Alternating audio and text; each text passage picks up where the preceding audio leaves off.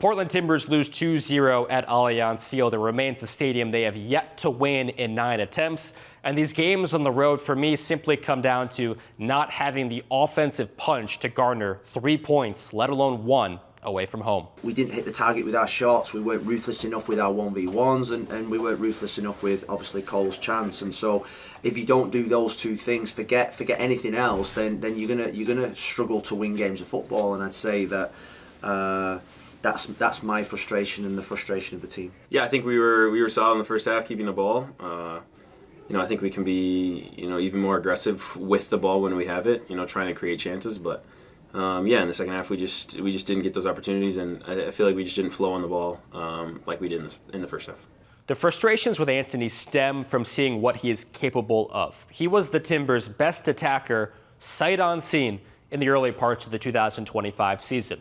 He had a game where he had 3 assists. He could have possibly been an all-star. Phil Neville brought him up twice in the post-game press conference, once by name, where he was through on net in the 32nd, and even more so in the 37th minute, and didn't create a chance off of either. He needs to cut to the inside of the pitch there to force the slower defender into contact. Hell, you can even force a red card out of a center back there. And then again in the second half, Phil Neville talked about Anthony's mistake, which was a lapse in concentration, a turnover in the offensive half, which allowed Minnesota to then counter and score the other way. And the second goal was from a turnover, a sloppy turnover, and we didn't stay with our run. So we've been punished for two lapses of concentration, one where we didn't win a duel and 2 where we were sloppy on the ball. I felt we had some moments where Anthony went through the 1v1. I talked to Timbers assistant coach Liam Ridgewell on Thursday, and I asked him what are the keys to this game against Minnesota United,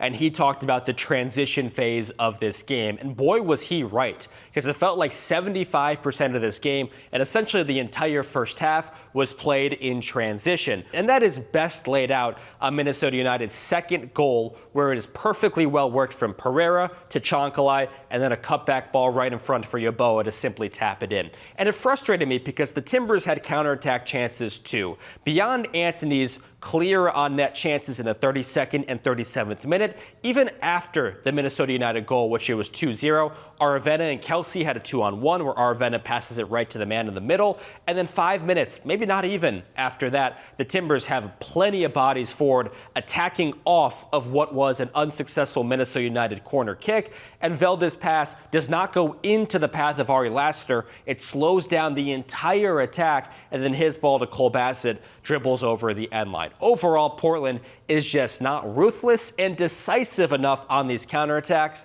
and Minnesota United wore. We didn't punish them in the first half when they were coming at us and we could penetrate through them. And in the second half, we didn't enjoy the ball well enough. We were sloppy in possession. We became a little bit static.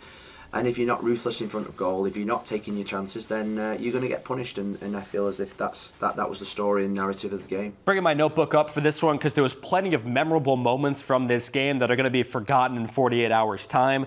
Obviously, that Cole Bassett chance would have probably had a different say in this game if he doesn't bang the post. But it's easy to forget that about 45 seconds before that, Minnesota United also hit the post. So I guess an eye for an eye there. But Phil Neville did talk about that chance. Yeboah should have finished a chance he had in the 8th minute. It was another very well-worked counterattack. And then 2 minutes after the Yeboah goal, and this one was probably the most frustrating for me, and maybe you watching at home, or if you're one of the lucky ones to be at Allianz Field watching the game live, Brandon Bye does great work to get himself onto that right wing and has space for a cross, keeps it low and delivers it right by the PK spot, exactly where a fullback should. No Timber is close to it. I don't know how that good of a cross just goes by the wayside. Maybe we weren't as clean on the ball as we could have been.